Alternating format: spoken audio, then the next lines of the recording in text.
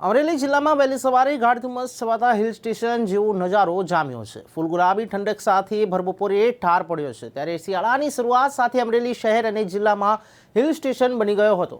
આ દિવસના સમયે પણ ફૂલ ગુલાબી ઠંડક સાથે ભરબપોરે લોકોએ કડકડતા ઠારનો અહેસાસ કર્યો। વહેલી સવારમાં પણ ધુમ્મસનું સામ્રાજ્ય છવાઈ જાય છે, ત્યારે અમરેલી જિલ્લામાં પાપા પગલી સાથે શિયાળાની શરૂઆત થયા બાદ શનિવારે વહેલી સવારથી જ આહલાદક દ્રશ્યો જોવા મળ્યા હતા। છેલ્લા કેટલાક દિવસથી સવારમાં માર્ગો ઉપર ગાઢ ધુમ્મસનું સામ્રાજ્ય છવાઈ જાય છે।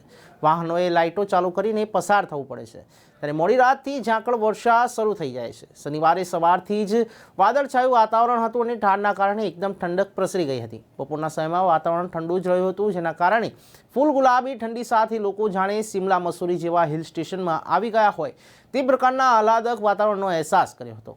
સૌરાષ્ટ્રના નલિયા તરીકે ઓળખાતા અમરેલી શહેરમાં તાપમાનનો પારો ધીમે ધીમે નીચે જઈ રહ્યો છે અને આગામી દિવસોમાં પારો વધુ ગગડે તેવી શક્યતાઓ પણ જોવા મળી રહી છે।